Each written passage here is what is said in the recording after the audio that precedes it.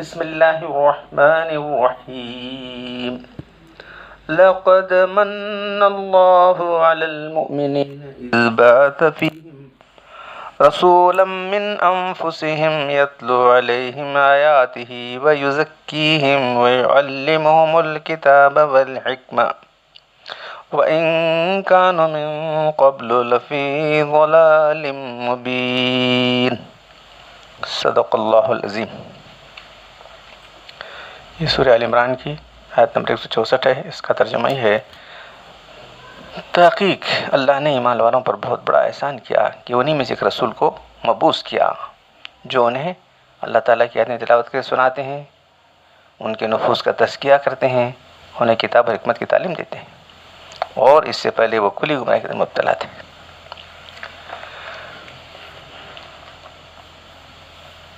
تو تزکیہ نفس، احسان، سلوک، تصوف، طریقت، کل یہ سب الفاظ میں آپ کو بیان کیا تھا.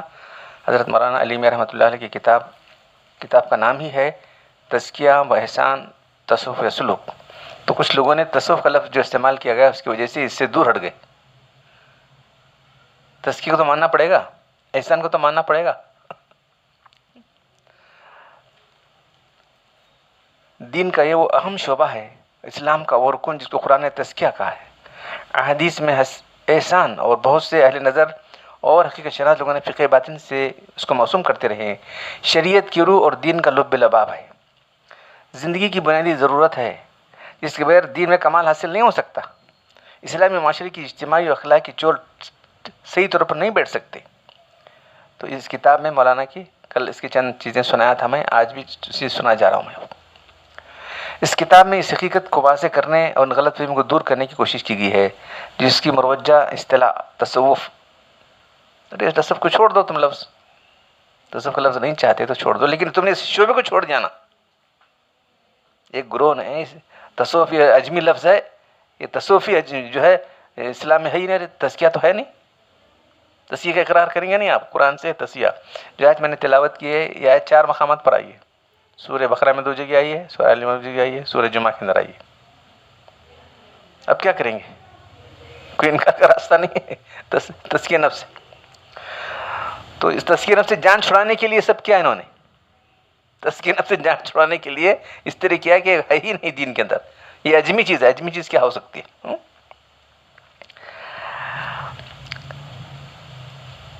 اس کتاب میں صرف تو واضح کرنے اور غلط فہمیوں کو دور کرنے کی کوشش کی گئی ہے جو اس کی مروجہ اصطلاح تصوف ٹرمینالوجی کے اگر کہ دور آخری میں اس کی نطاعت اور تاریخ و زمانے کے غلط اور ناقص طریقے سے پیش ہونے سے پیدا ہو گئی.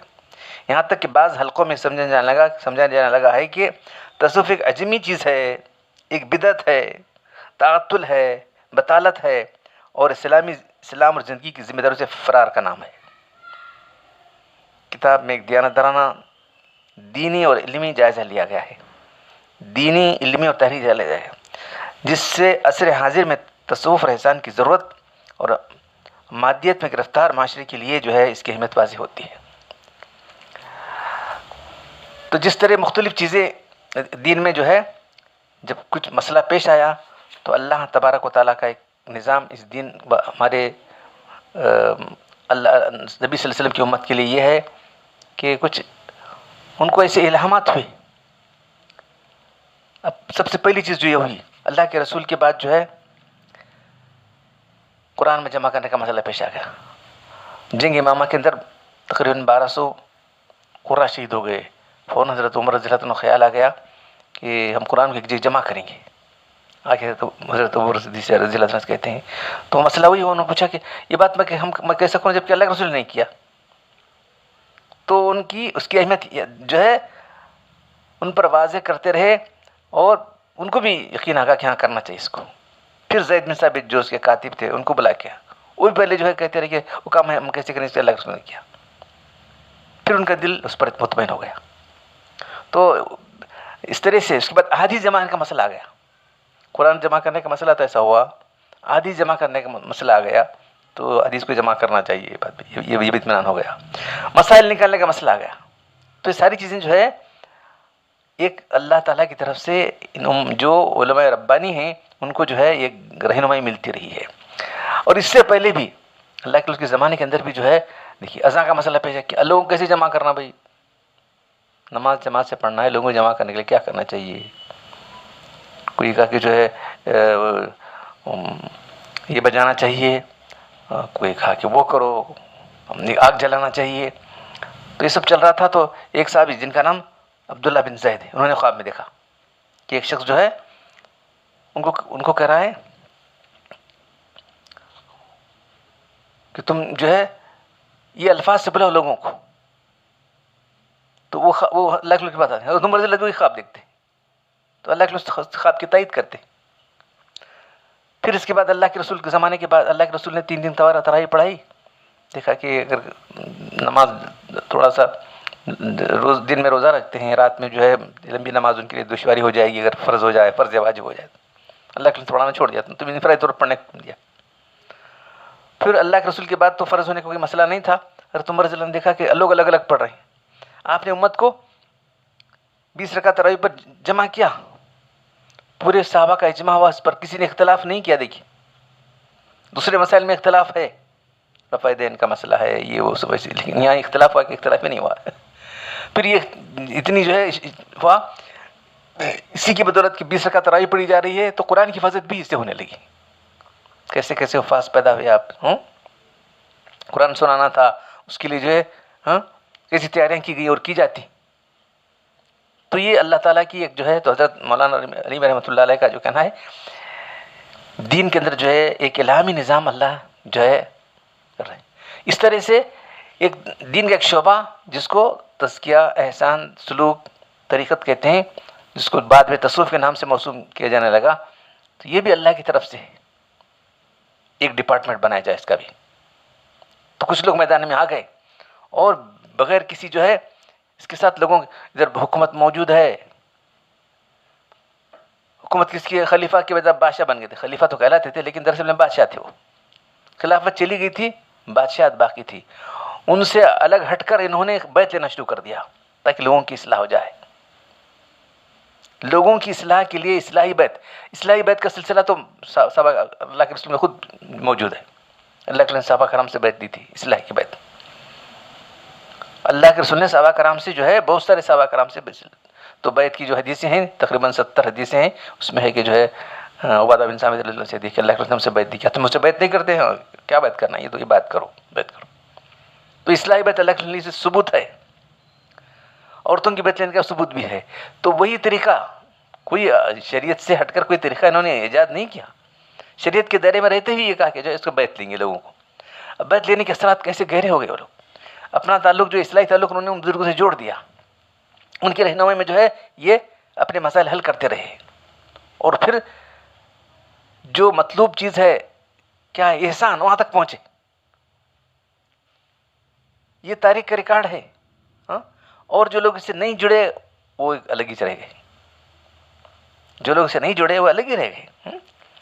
تو بہت ساری چیزیں ایسی رہیں جو حضرت مولانا علی رحمۃ اللہ علیہ نے جو سب سے پہلے ذکر کیا ہے اس کتاب کے اندر، شیخ عبد القادر جیلانی رحمۃ اللہ علیہ کا اصلاحی و انقلابی کارنامہ.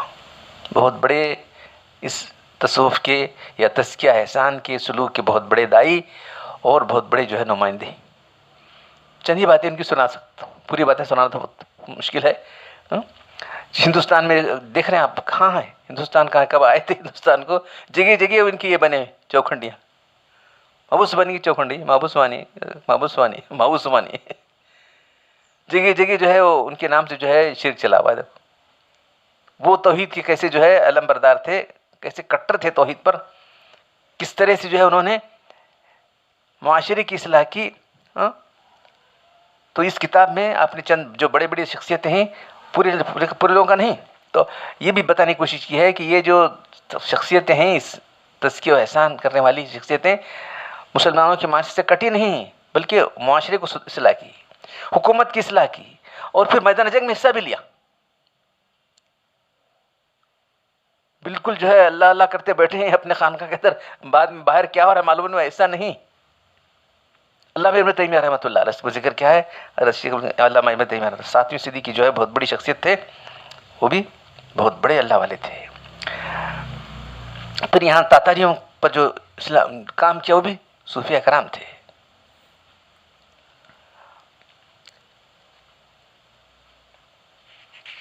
سید احمد شہید اور شاہ اسماعیل شہید یہ لوگ کیا تھے؟ گو ان کا جو ہے مسلک تو صوفیانہ مسلک کے تھے. جہاد کیا انہوں نے؟ اللہ کے راہ میں جہاد کیا. انگریزوں سے جہاد کرنے کے لیے یہاں ہندوستان سے باہر چلے گئے، افغانستان کابل اور قندھار چلے گئے، لیکن وہاں جانے کے بعد جو کون سے مقابلہ کرنا پڑا. وہاں کے لوگوں نے ان کی بالکل جو ہے ہاتھ اٹھا لیے تو ان کو شکست ہو گئی. یہ لوگ شہید کرتے گئے وہاں پر. تو یہ لوگ جو ہے بنگڑیاں پہن کے خانقاہ میں نہیں بیٹھے لوگ جیسے لوگ سمجھتے ہیں، تصویر لے کے بیٹھے ہوں گے. یہ لوگ کیا ہوں گے؟ بہت دور جانے کی ضرورت کیا ہے؟ یہاں ہندوستان کے جب انگریزوں سے مقابلہ تھا، حاجی امداد اللہ صاحب جو ہے، اس کے بعد حافظ ضامن شہید رحمۃ اللہ علیہ، یہ تین حضرات جو ہے انگریزوں سے مقابلہ کیا.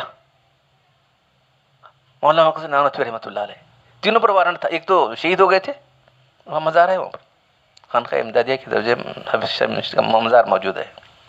حاجی امداد اللہ صاحب تو جو ہے روپوش ہوئے، اس کے بعد پھر مکہ چلے گئے. مولانا قاسم نانوتوی رحمۃ اللہ علیہ ہندوستان میں رہے، مدرسہ قائم کیا. مدرسہ کس لیے تھا؟ یہ اس لیے مدرسوں ڈرتے ہیں لوگ. انگریز مدرسوں کیوں ڈرتے تھے؟ کہ یہ جو ہے یہ اس کی چھاونیاں ہیں، اسلام کی چھاونیاں ہیں. تو یہ لوگ جو ہے مسائل سے، اسلام کے مسلمانوں کے مسائل سے بالکل کنار کشتے ہوئے، بلکہ مسائل میں پوری طرح جو ہے اس کو جڑ کر کام کرنا چاہتے تھے، صحیح انداز سے کام کرنا چاہتے تھے.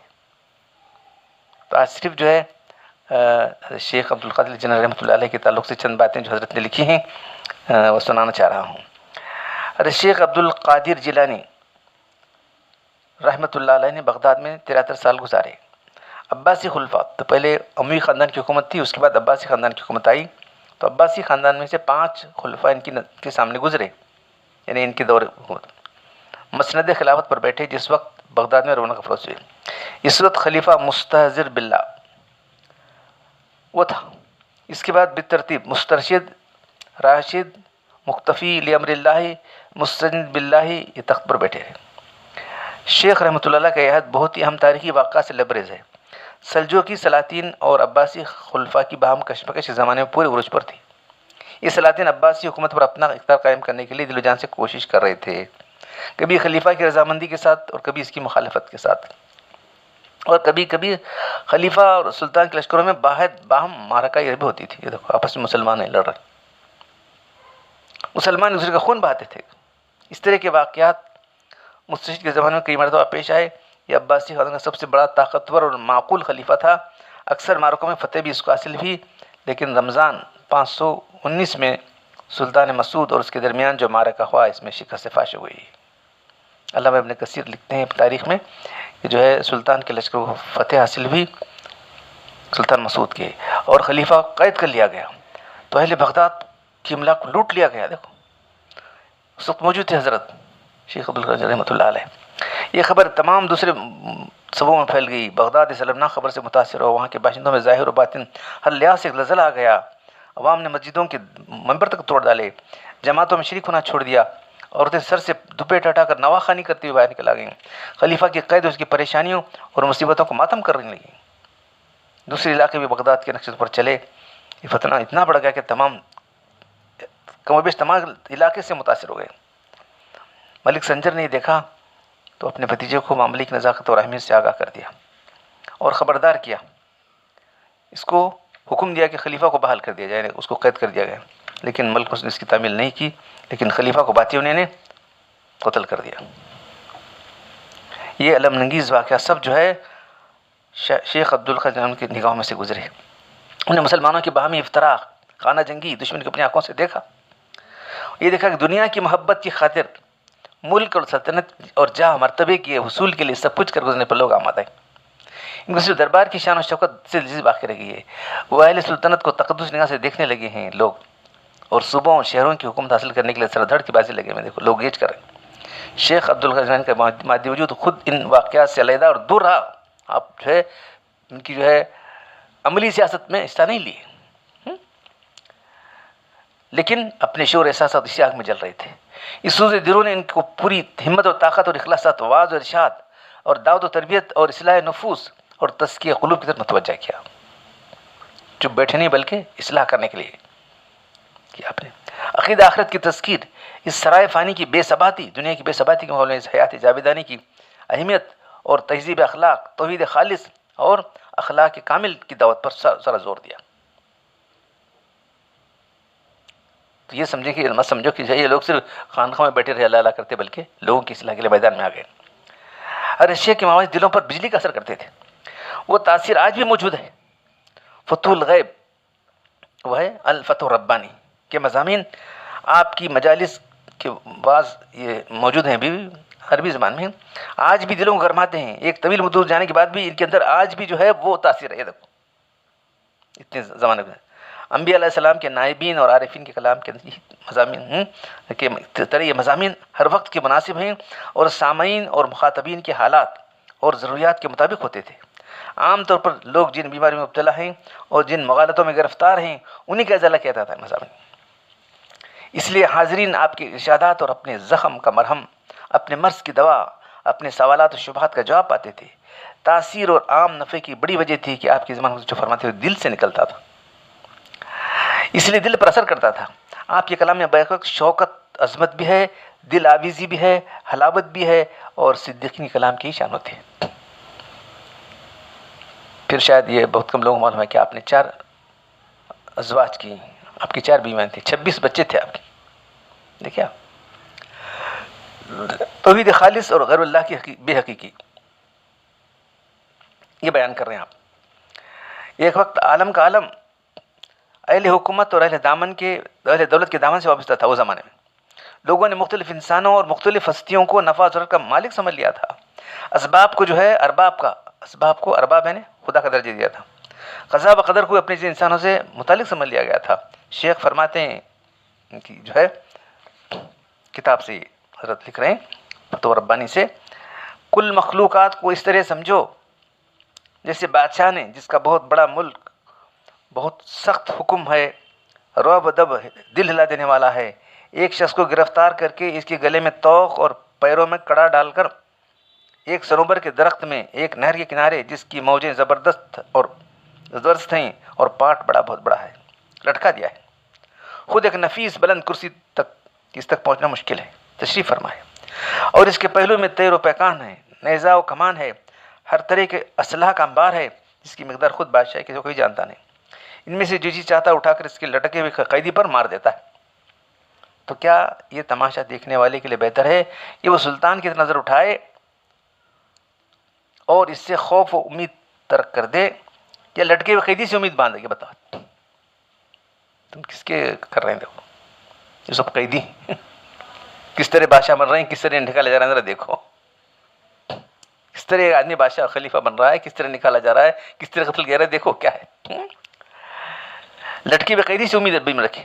کیا جو شخص ایسا کرے عقل کے نزدیک بے عقل، بے ادراک، دیوانہ، چوپایا، انسانیت سے خارج نہیں ہے؟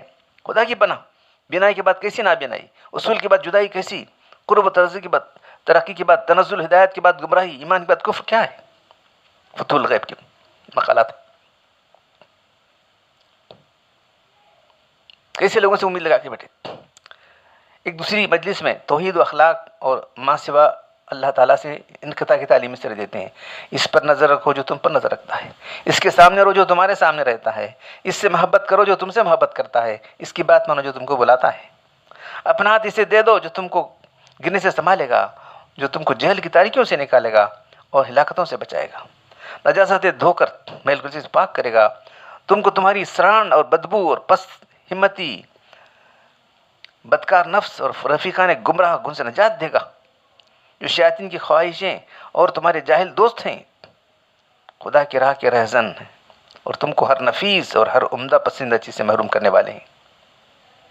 ان سے تم کو نجات دے گا اللہ تعالیٰ. دیکھ رہے ہیں ان کا نام لے کے آج کیا کیا چل رہا ہے. 11ویں بس بکرے کاٹے جا رہے ہیں ان کے نام سے، کیا جا رہا ہے سب شرک اور جو ہے تمام قسم کی بدعات جو ہے ان کے نام سے کیے جا رہے ہیں. ان کی تعلیم دیکھو ہی. کبھی کہا انہوں نے کب تک عبادت، کب تک یہ عادت چلے گی، کب تک خلق، کب تک خواہش، کب تک رعونت یعنی بیوقوفی، کب تک دنیا، کب تک آخرت سے غفلت، کب تک ماں سوائے حق کے کہاں چلے تم اس خدا کو چھوڑ کر جو ہر چیز کا پیدا کرنے والا ہے اور بنانے والا ہے، اول ہے وہی، آخر وہی ہے، ظاہر وہی ہے، باطن وہ ہے، دل کی محبت، روحوں کا اطمینان، گرانیوں سے سبکدوشی، بخشش و احسان، سب کا رجوع اسی کی ذات کی طرف ہے، اسی کی طرف سے اس کا صدور ہو رہا ہے۔ ایک دوسری مجلس میں اس توحید کے مضمون کو اس طرح باشعاب بیان کرتے ہیں، ساری مخلوق عاجز ہے، نہ تجھ کو کوئی نفع پہنچا سکتا ہے نہ نقصان، بس اللہ تعالیٰ اس کو اس کے ہاتھوں سے کرا دیتا ہے، اسی کا فعل تیرے اندر اور مخلوق کی تصرف فرماتا ہے۔ جو کچھ تیرے لیے مفید یا مضر ہے اس کے متعلق اللہ کے علم میں قلم چل چکا ہے، اس کے خلاف ہو نہیں سکتا۔ جو موحد اور نیکوکار ہیں وہ باقی مخلوق پر اللہ کی حجت ہیں۔ بعض ان میں سے ایسے ہیں جو ظاہر و باطن دونوں اعتبار سے دنیا سے برہنہ ہیں، کو دولت مند ہیں، مگر حق تعالیٰ ان کے اندرون پر دنیا کوئی اثر نہیں پاتا۔ یہ قلوب جو صاف ہیں، جو شخص اس پر قادر ہو اس کو مخلوقات کی بادشاہت مل گئی، وہی بہادر پہلوان ہے۔ بہادر وہی ہے جس نے اپنے قلب کو ماں سوا اللہ سے پاک کر لیا، قلب کے دروازے توحید کی تلوار اور شریعت کی شمشیر، قلب کے دروازے پر توحید کی تلوار شریعت کی شمشیر لے کر کھڑا ہو گیا، مخلوقات میں سے کسی کو بھی اس میں داخل ہونے نہیں دیتا، اپنے قلب کو مقلب القلوب سے وابستہ کر دیتا ہے۔ شریعت اس کے ظاہر کو تہذیب سکھاتی ہے اور اس کے باطن کو معرفت سے محسوب بناتی ہے۔ آج تو اعتماد کر رہا ہے اپنے نفس پر، مخلوق پر، اپنے دنیا داروں پر، اپنے دیناروں پر، اپنے دھرموں پر، اپنی خرید و فروخت پر، اپنے شہر کے حاکم پر، ہر چیز کے اس پر تو اعتماد کر رہا ہے، وہ تیرا معبود ہے، جس پر تیرا اعتماد کر رہا ہے تو وہ تیرا معبود بن گیا ہے۔ وہ ہر وہ شخص جس تو خوف کرتا ہے، توقع رکھتا ہے، وہ تیرا معبود ہے۔ ہر وہ شخص جس پر نفع نقصان کی متعلق تیری نظر پڑے گی، یوں سمجھ کہ تو حق تعالیٰ ہی سمجھے کہ حق تعالیٰ ہی اس کے ہاتھوں سے جاری کرنے والا ہے، تو وہ تیرا معبود ہے۔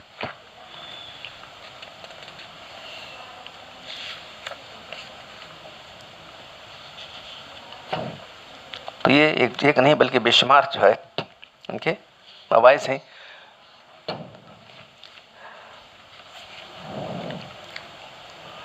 شکستہ دلوں کی تسکین۔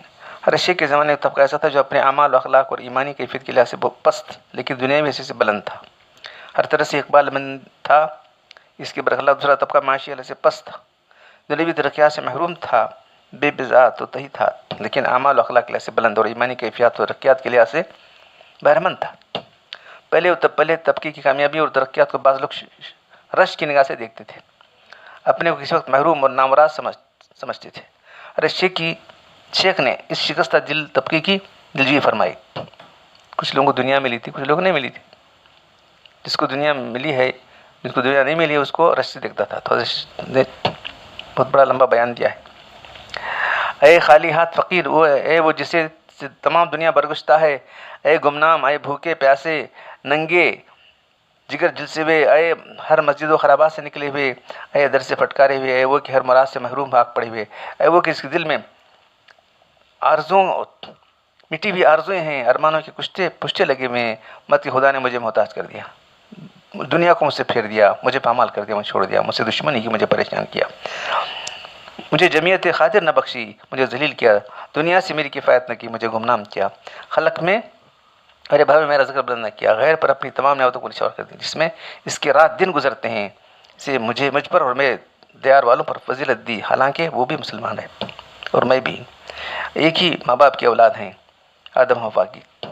اے فقیر، خدا نے تیرے ساتھ وجہ کہ تیری سرشت زمین مٹی سے انسان، تیری سرشت جو ہے مٹیا زمین کی مثل بیرت ہے، رحمت حق کی بارشیں تجھ پر برس رہی ہیں، تجھے کیا معلوم؟ از قسم صبر و یقین و موافقت و علم، ایمان و توحید کے انوار تیرے اردا گرد ہیں، تو تیرے ایمان کا درخت اور اس کی جڑیں اپنے بیخ اور اپنے مضبوطی پر ہے، پھل دے رہا ہے، بڑھ رہا ہے، شاخیں پھیلا رہا ہے، سایہ دے رہا ہے، بلند ہو رہا ہے، روزانہ زیادتی اور نمو میں ہے، اس کے بڑھانے والا اور پرورش کرنے میں پانس اور دکھانے کی ضرورت نہیں ہے۔ اس بارے میں اللہ تعالیٰ تیرے حکم سے فارغ ہے وہ خود تیری ضرورت کو خوبی جانتا ہے. اس نے آخرت میں تجھ کو بخشا ہے اس میں، اور تجھ میں تجھ کو مالک بنا ہے.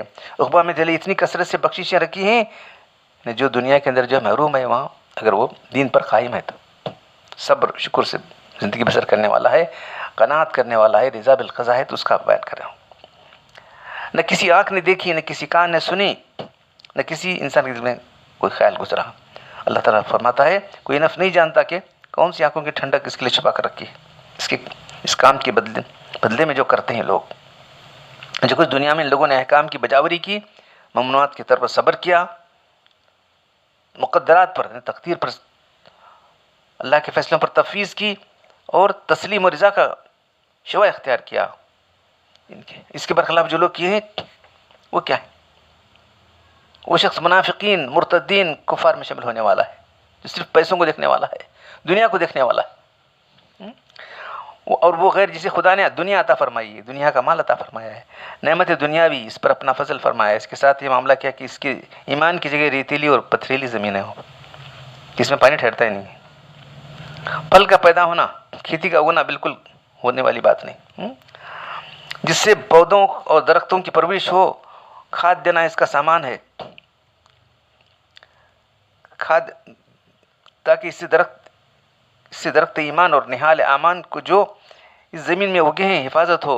اگرچہ یہ چیز اس کے علیحدہ کر دی جائے تو یہ پودے اور درخت سوکھ جائیں گے، پھل جاتے رہیں گے، بس گھر ہی اجڑ جائے گا. حالانکہ خدا تعالیٰ اس کے بنانے کا ارادہ رکھتا ہے. تو یہ فقیر دولت مند آدمی کا ایمان کمزور جڑ کا ہوتا ہے، اس قوت سے خالی ہے جو تیرے درخت ایمان میں بھری ہوئی ہے. اس کی مضبوطی، اس کا ٹکاؤ انہی چیزوں سے جو مال دنیا اور طرح طرح کی نعمتیں اس کے پاس نظر آ رہی ہیں. اگر درخت کی کمزوری میں چیزیں اسے الگ کر دی جائیں تو ایمان کا درخت سوکھ جائے گا، اس کے سوکھ کر کفر و انکار پیدا ہو جائے گا.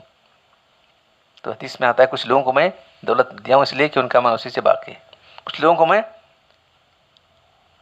غربت میں رکھا ہوں ان کا ایمان اسی سے باقی ہے. اگر میں ان کو دولت مند کر دوں گا تو ان کا ایمان چلا جائے گا، ہو جائے گا یہ. تو ایمان کا درخت سوکھ کر کفر و انکار پیدا ہو جائے گا اور شخص منافقین اور مرتدین کفار میں شامل ہو جائے گا.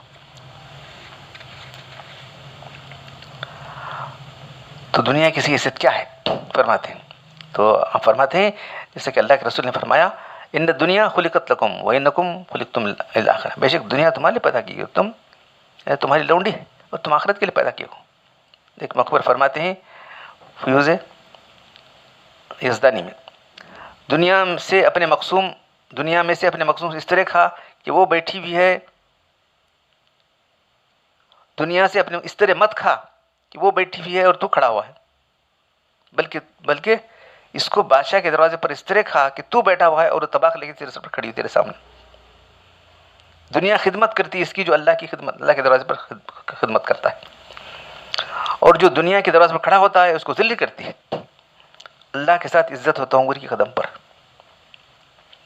پھر فرماتے ہیں دنیا ہاتھ میں رکھنا جائز ہے، جیب میں رکھنا جائز ہے، کسی اچھی چیز کو جمع کرنا جائز ہے، لیکن دل میں رکھنا جائز نہیں ہے کہ دل سے دنیا سے دل لگانا جائز نہیں. دروازے پر اس کا کھڑا ہونا جائز ہے، باقی دروازے گھسنا جائز نہیں. تو یہ عوام الناس کے روز باز تھے، جو خلفاء اور حکام تھے ان پر بھی آپ نے سخت جو ہے تنقید کی بلا ڈر.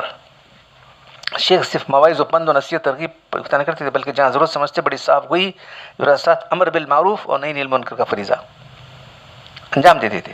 حکام اور سلاطین اور خلیفہ وقت پر ہی تنقید کرتے تھے، اس بارے میں کسی کی وجاہت سے ڈرتے نہیں تھے. آپ خلفاء وزراء، علامہ ابن کثیر لکھتے ہیں آپ خلفاء وزراء سلاطین قضات خواص عوام سب کو امر بالمعروف و نہی عن المنکر کا فریضہ انجام دیتے تھے. بڑی صفائی اور جرات کے ساتھ ان کو بھرے مجمع میں برسر علی المنبر ٹوکتے تھے جو کسی ظالم کو حاکم بناتا تھا. اس پر اعتراض کرتے، خدا کے معاملے میں کسی ملامت کرنے کے ڈرتے نہیں تھے. صاحب قلائد الجواہر لکھتے ہیں جب خلیفہ مقتفی نے قاضی ابو وفا یحییٰ بن سعید کو قاضی بنایا جو ابن المراجم الظالم کے نام سے مشہور ہو گیا تھا، تو آپ نے برسر منبر خلیفہ کو فرمایا تم نے مسلمانوں پر ایک ایسے شخص کو حاکم بنایا جو ظلم الظالمین ہے، کل قیامت کے دن تم رب العالمین جو ارحم الراحمین کیا جواب دو گے؟ تو مورخ کا بیان ہے، تو خلیفہ سنتے ہی رضا بندام ہو گیا اور گرا تاری ہو گیا، فوراً جو ہے اس کو ہٹا دیا اس کو. اس طرح جو علماء ہیں، صرف ظاہری علماء ہیں، علم سے کورے، عمل سے کورے ہیں، ان کو خطاب کرتے ہیں. اے علم عمل میں خیانت کرنے والو، تم کو اس سے کیا نسبت ہے؟ اے اللہ رسول کے دشمنوں، اے اللہ کے بندوں کے ڈاکو. دیکھیے بادشاہ کی جو ہے چاپلوسی کرتے تھے، بس کچھ بولتے نہیں تھے. تو کیا فرما رہے ہیں؟ تم کھلے ظلم اور اے اللہ کے بندوں کے ڈاکو، تم کھلے ظلم اور کھلے نفاق میں مبتلا ہو. یہ نفاق کب تک کرو گے؟ اے عالموں، اے زاہدو، شان اور سلطان کی کب تک منافق بنے رہو گے؟ شان سلطان کے لیے کب تک منافق بنے رہو گے؟ بادشاہوں کے لیے ان سے دنیا کا زر و مال، ان کی شہوات و لذات لیتے رہو تم. اور اکثر بادشاہ اس زمانے میں اللہ تعالیٰ کے مال اس کے بندوں کے اندر ظالم اور خائن بنے ہوئے. باری اللہ منافقوں کی شاعت کو توڑ دے، ان کو ذلیل فرما، ان کو توبہ کی توفیق دے، اور ظالمہ قلاقمہ فرما دے، اور زمین سے ان کو پاک کر دے. پھر ایک موقع پر فرماتے ہیں تجھے شرم نہیں آتی؟ تیری حرص نے تجھ کو ظالموں کی خدمت گاری اور حرام خوری پر آمادہ کر گئے. تو کب تک حرام کھاتا رہے گا؟ دنیا کے ان ظالم بادشاہوں کو خدمتگار بنا رہے گا، اس کی خدمت میں لگا ہوا ہے. ان کی بادشاہ دن قریب مٹ جائے گی، تجھے حق تعالیٰ کی خدمت میں آنا پڑے گا، اس کی ذات کو کبھی زوال نہیں. دین کے لیے دل سوزی اور فکر مندی تھی. اللہ کے رسول وسلم کے دین کی دیواریں گر رہی ہیں، پے در پے گر رہی ہیں، اس کی بنیاد بکھرتی جا رہی ہے. اے بادشاہ نگاہ زمین آؤ، جو گر گیا اس کو مضبوط کریں، جو ڈھہ گیا ہے اس کو درست کریں. ایک چیز ایک سے پوری نہیں ہوتی، سب مل کو کام کرنا ہے. اے چاند، اے سورج، اے دن، اے رات، تم آؤ. اسلام رو رہا ہے ان فاسقوں بدعتیوں گمراہوں کے مکر کے کپڑے پہننے والوں اور ایسی باتوں کا دعویٰ کرنے والوں کے ظلم سے جو ان میں نہیں ہے. اپنے سر کو تھامے ہوئے فریاد مچا رہا ہے اسلام. اپنے متقین اور نظر کے سامنے پر غور کرو. امر نیب بھی کرتے تھے اور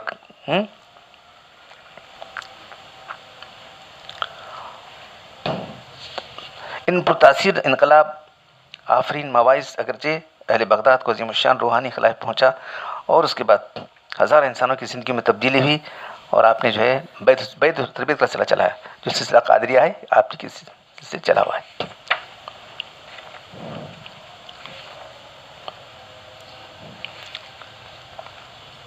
اسلامی زندگی کا پھیلاؤ اور زندگی کی ذمہ داریاں اور معاشی تفکرات اتنے بڑے ہوئے تھے کہ مدارس کے ذریعے سے جن کی کو بہت سی پابندیوں کا، بہت سی رسوم اور قواعد کا پابند ہونا تھا، عمومی اصلاح تربیت نہیں کر سکتے تھے. مدرسے میں کچھ لوگ جاتے، سارے لوگ جا سکتے نہیں تھے، ان کی اصلاح ممکن نہیں، لیکن عوام کی اصلاح کرنا ضروری تھا. تو عوام کی اصلاح کے لیے آپ نے جو خانقاہیں چلائیں اس کا بہت بڑا اثر ہوا. ایسی صورت میں مسلمانوں میں نئی دینی زندگی، نیا نظام ضبط اور نئے سرے سے حرکت عمل پیدا کرنے کے لیے کیا شغل ہو سکتی ہے؟ خدا کوئی مخلص بندہ اللہ کے رسول وسلم کے طریقے پر ایمان و عمل اتباع شریعت کے لیے بیعت لے، مسلمان اس کے ہاتھ پر اپنی غفلت و جہالت کی توبہ کر کے ایمان کی تجدید کرے، پھر وہ نائب پیغمبر ان کی دینی نگرانی اور تربیت کر کے اپنی کیمیا اثر صحبت اور اپنے شعلہ محبت اور اپنی استقامت اور نفس گرم سے پھر ایمانی حرارت اور گرمی محبت اور خلوص الہیت اور جذبہ اتباع سنت کا شوق پیدا کریں. یہ کام کیا آپ نے. تو یہ جو لوگ یہ سمجھے ہوئے ہیں کہ جو ہے یہ لوگ بیٹھ کے کرتے ہیں، لیکن انہوں نے میدان کے اندر آ کے کام کیا ہے. وہ یہ بھی سمجھے کہ ان بیعت کرنے والوں کی اصلاح تربیت، ان کی دینی خدمت اللہ نے میرے سپرد کی، یہ سمجھتے تھے. بس بیعت کر دیے چھوڑ دیے چلے جاؤ، ایسا نہیں کیا، بلکہ یہ جو اللہ کے بندے حضرت یہ سمجھتے تھے کہ ان کی اصلاح میرے ذمہ ہے. اس محبت و اعتماد کا مجھ پر نیا حق قائم ہوا. پھر اپنے تجربے، اجتہاد، کتاب و سنت کی اصول تعلیم، ان کی صحیح روحانیت، تقوی، ان کی زندگی میں ایمان، احتساب، اخلاص اور ان کے اعمال عبادت میں کیفیات اور روح پیدا کرنے کی کوشش کرے. یہی حقیقت ہے اس بیعت و تربیت کی، جس سے دین کے مخلص دائیوں نے اپنے اپنے وقت میں اصلاح مسلمین کا کام لیا، لاکھوں بندان خدا کو حقیقت ایمان کی حقیقت اور درجہ احسان تک پہنچایا. اس سلسلے کے زرین کری ہیں حضرت شیخ محی الدین عبد القادر جیلانی رحمۃ اللہ علیہ. تو اب یہ ضروری ہے یا نہیں ہے آپ محسوس کر سکتے ہیں. یہ شعبہ میں سمجھتا ہوں یہ تمام حضرت کی کتاب کا سلسلہ ہے تاریخ دعوت عظیمت. وہاں انہوں نے تمام جو ہے بڑے بڑے جو ہے اکابر علماء ملت اسلامیہ کے اور اس کے ساتھ ساتھ جو ہے صوفیہ کرام کا ذکر کیا ہے، جنہوں نے سب کام کیا ہے، کسی ایک فیلڈ میں نہیں بلکہ تمام میدانوں میں کام کیا. تو دین کا یہ شعبہ اس وقت سے لے کے آج تک برابر کام کر رہا ہے. یہ نہیں کہ وہ تھوڑے دن ہوا اور بند ہو گیا. تو الحمدللہ دین کا شعبہ یہ اس وقت سے لے کے کام کر رہا ہے. کل جیسے میں بیان کیا تھا حضرت کے بیان سے، کچھ لوگوں نے جو ہے غلط اندر جو ہے غلطیاں جو ہے یا جو ہے گمراہیاں پیدا کر دی تھیں. تو گمراہی تو ہر زمانے میں لوگ پیدا کرتے رہتے، تو وہ سب دور کرنے والے ہر زمانے میں رہے. گمراہیاں پیدا کرنے والے ہر زمانے میں رہیں گے، گمراہیوں کو دور کرنے والے بھی رہیں گے. تو آپ جو ہے گمراہیوں کو دور کرنے والے تھے. تو اللہ تعالیٰ مجھے آپ سب لوگوں کو حضرت شیخ عبدالقادر رحمۃ اللہ کے صحیح طریقے پر عمل کرنے کی توفیق عطا فرمائے، اور یہ جگہ جگہ آپ کے نام سے جو بنے ہوئے ہیں اس کو ڈھانے کی توفیق دے. ہم بچے تھے، ہم جو ٹھہرے تھے وہاں جو جھنڈا کٹا جہاں ہمارا مکان تھا یہ، تو ہم بالکل جو ہے معمولی سے بچے، تو ہمارے میرے ایک دوست نے کہا جھنڈے گھنٹے کو صاف کرنا چاہیے تھا. تمام بڑے بڑے لوگ بیٹھے، بڑی بڑی عمر کے لوگ ایک دم ایسا اکھڑ غصے میں آ گئے، کیا کہتے ہو تم، جھنڈے کو صاف کر دینا. پھر کیا ہے وہ بت پرستی کا مرکز ہو گیا ہے. بت پرستی کا مرکز بنا دیا. آپ کی تعلیم سنے، آپ صرف چند ہی بیانات، چند ہی جو ہے ایکسٹریکٹس بیانات سنائے ہوں آپ کو، اقتباس سنائے ہوں، پوری کتابیں پڑھ کر دیکھو. توحید کا دریا بہ رہا ہے، توحید کا دریا مواج ہے وہاں پر. تو آپ کی تعلیم تو یہ ہے، اور ہم آپ کا نام لے کر یہ کر رہے ہیں. صرف مثال کے طور پر تھوڑا سا وہ بھی میں پیش کیا ہوں. اللہ تعالیٰ مجھے آپ سب لوگوں کو حضرت کے طریقے پر چلنے کی توفیق عطا فرمائے. سبحان ربک رب العزت عما یصفون وسلام علی المرسلین والحمد للہ رب العالمین.